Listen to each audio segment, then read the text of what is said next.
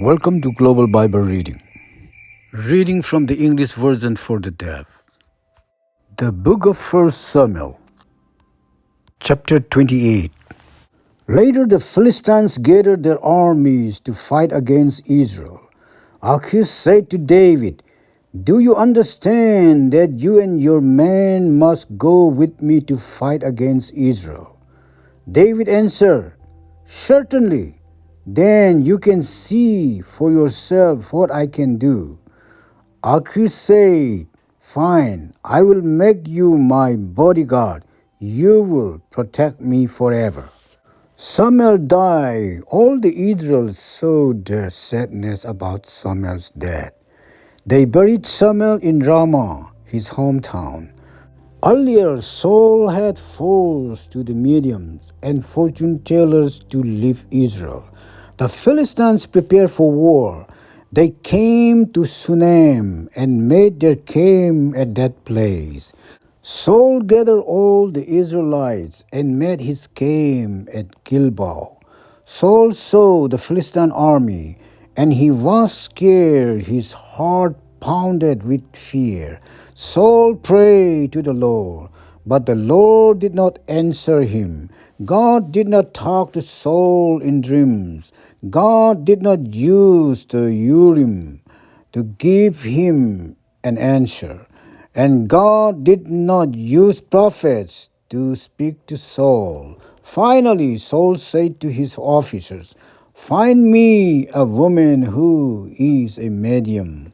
Then I can go ask her what will happen in this war." His officers answered, "There is a medium at Endor." Saul put on different clothes so no one would know who he was. That night Saul and two of his men went to see the women. Saul said to the women, "I want you to bring up a ghost who can tell me what will happen in the future. You must call for the ghost of the person I name." But the women said to Saul, "You know what Saul did. He has forced all of the mediums and fortune tellers to leave the land of Israel. You are trying to trap me and kill me."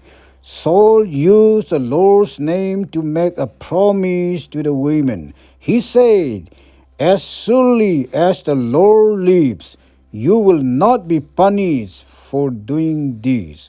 The women asked, "Who do you want me to bring up for you?" Saul answered, "Bring up Samuel."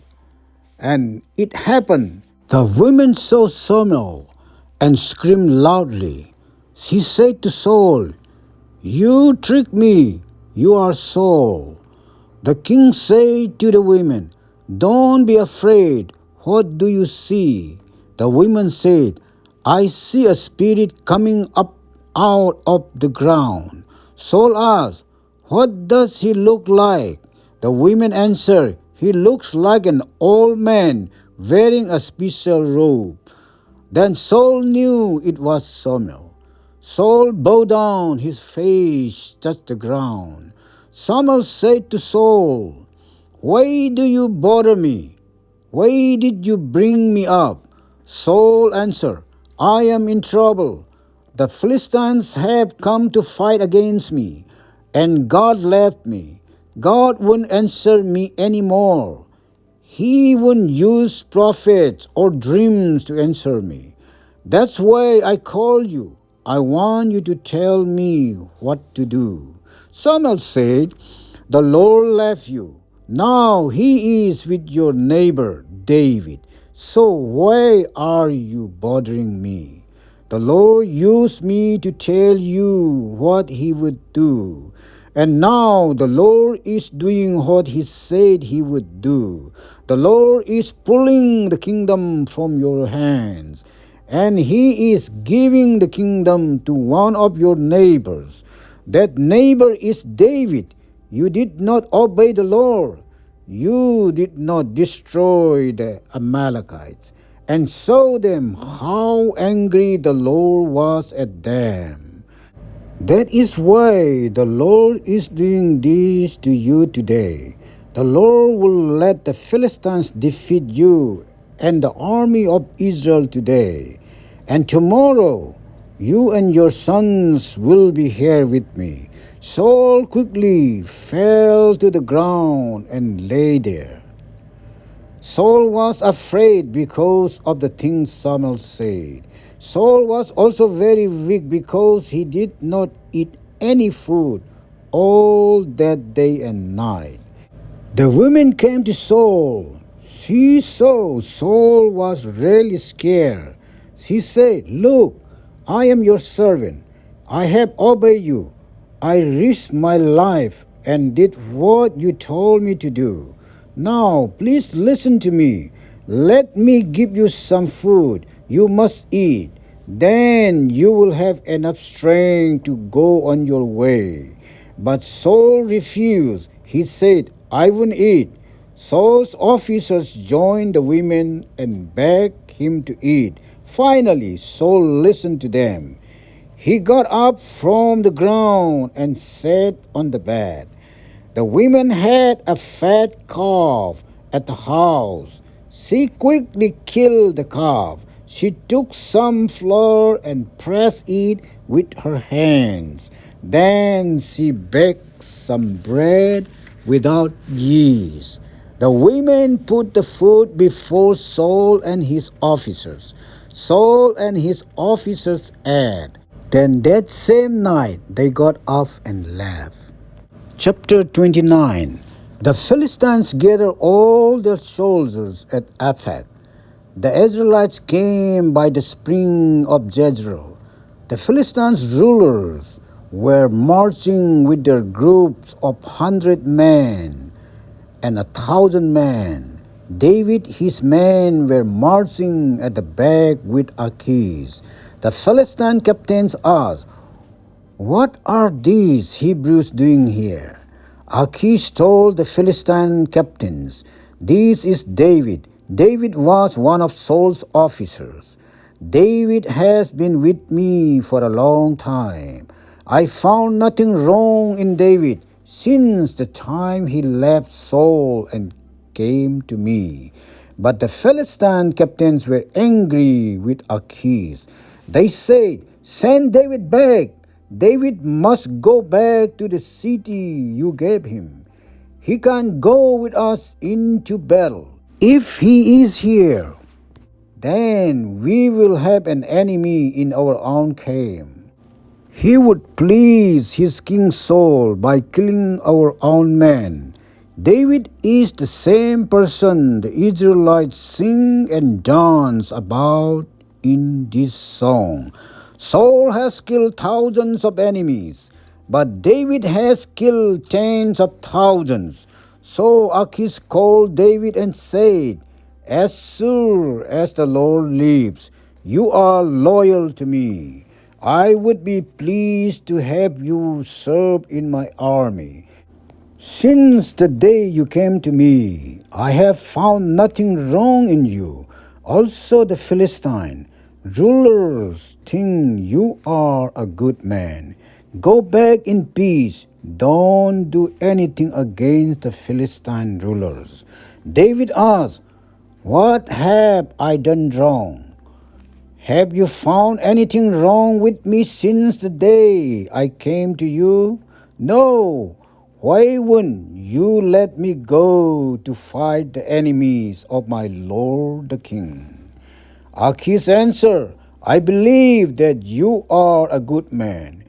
You are like an angel from God." But the Philistines' captains still say, "David cannot go with us into battle.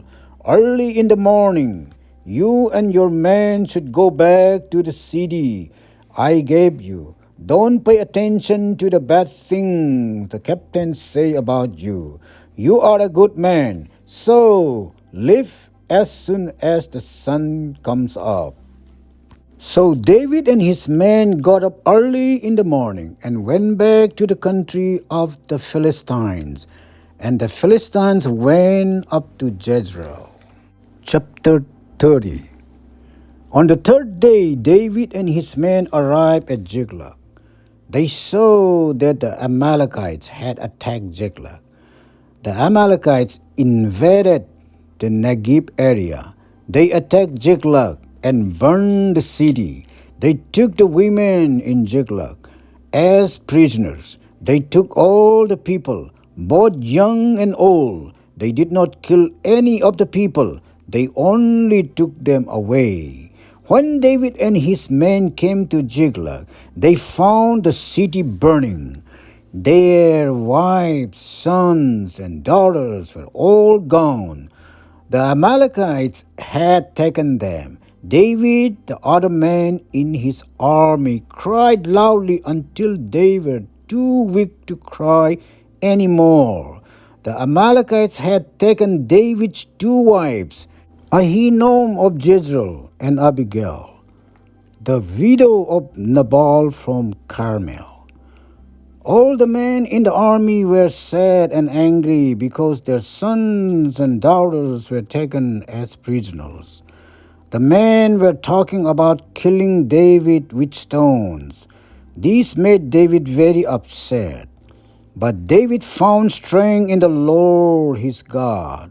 David said to Abiathar the priest, "Bring the ephod." Then David prayed to the Lord, "Should I chase the people who took our families? Will I catch them?" The Lord answered, "Chase them, you will catch them. You will save your families." David took the 600 men with him and went to Beshor Ravine. About 200 of his men stayed at this place. They stayed there because they were too weak and tired to continue. So David and 400 men continued to chase the Amalekites. David's men found an Egyptian in a field. They took the Egyptian to David. They gave the Egyptian some water to drink and some food to eat. They gave the Egyptian a piece of fig cake and 2 clusters of raisins. He felt better after eating. He had not had any food or water for 3 days and nights. David asked the Egyptian, "Who is your master? Where do you come from?" The Egyptian answered, "I am an Egyptian. I am the slave of an Amalekite. 3 days ago I became sick and my master left me. We had attacked the Negev area where the Kerethites live. We attacked the land of Judah, and in the Negev area where Caleb's people live. We also burned Ziklag." David asked the Egyptian, "Will you lead me to the people who took our families?" The Egyptian answered, "If you make a special promise before God, then I will help you find them. But you must promise that you won't kill me or give me back to my master." The Egyptian led David to the Amalekites. They were lying around on the ground, eating and drinking. They were celebrating with the many things they had taken from the land of the Philistines and from Judah. David attacked them and killed them. They fought from sunrise until the evening of the next day. None of the Amalekites escaped except 400 young men who jumped onto their camels and rode away. David got back everything the Amalekites had taken, including his 2 wives. Nothing was missing. They found all the children and all people. They found all their sons and daughters, and they found all their valuable things. They got back everything the Amalekites had taken. David brought everything back. David took all the sheep and the cattle. David's men made these animals go in front. David's men said, "They are David's prize." David came to the 200 men who had stayed at Bishor Ravine. These were the men who were too weak and tired to follow David. These men came out to meet David and the soldiers that went with him. The men at the Bishor Ravine greeted David and his army as they came near. There were some bad men who were troublemakers in the group that went with David. Those troublemakers said, "These 200 men did not go with us, so we wouldn't give them any of the things we took. These men get only their own wives and children." David answered, "No, my brothers, don't do that. Think about what the Lord gave us. The Lord let us defeat the enemy that attacked us. No one will listen to what you say. The share will be the same for the men who stay with the supplies and for the men who went into battle. Everyone will share alike." David made this an order and rule for Israel. This rule continues even today. David arrived in Ziklag. Then he sent some of the things he took from the Amalekites to his friends, the leaders of Judah. David said, "Here is a present for you from the thing we took from the Lord's enemies."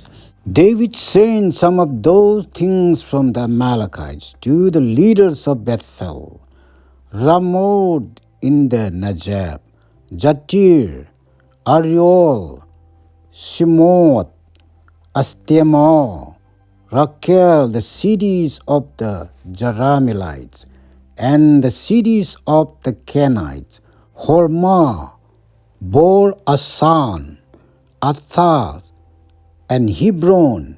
David sent some of those things to the leaders in all the other places where David and his men had been.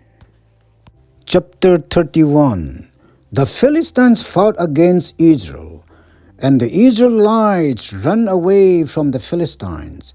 Many Israelites were killed at Mount Gilboa. The Philistines fought hard against Saul and his sons. The Philistines killed Saul's sons, Jonathan, Abinadab, and Malchishua. The battle became worse and worse against Saul. The archers shot arrows at Saul, and Saul was hurt very badly. Saul said to the servant that carried his armor, "Take your sword and kill me. Then those foreigners cannot hurt me and make fun of me."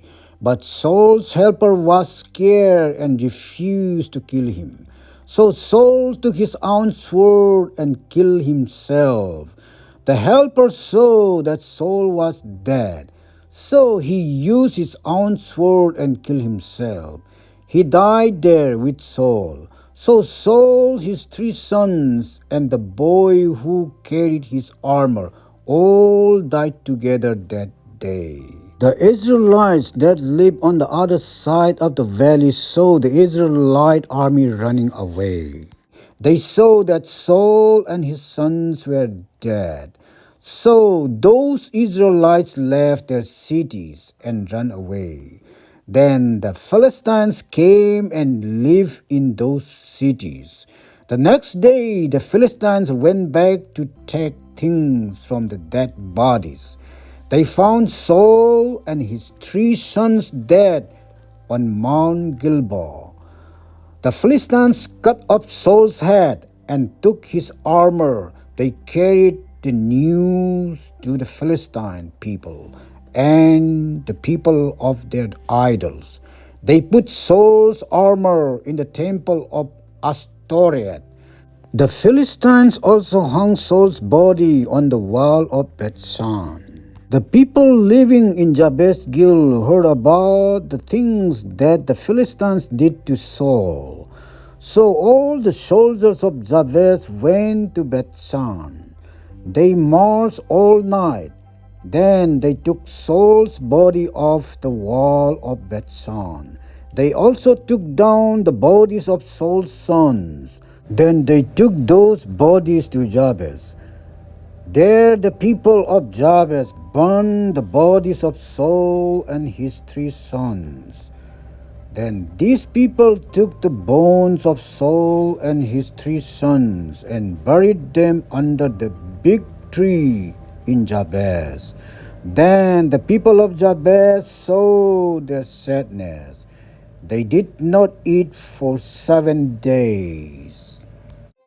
The end of 1 Samuel.